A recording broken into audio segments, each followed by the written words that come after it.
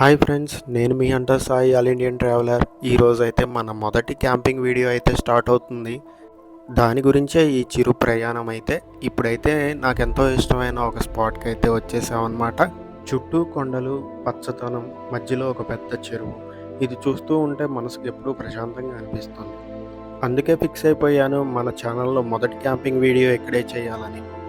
నేనైతే ఈ పెద్ద చెరువుని ఎప్పుడు నీరు నిండుగా ఉన్నప్పుడు మాత్రమే చూశాను. ఇప్పుడు మాత్రం చాలా వరకైతే ఎండిపోయింది. ఎండాకాలం కాబట్టి.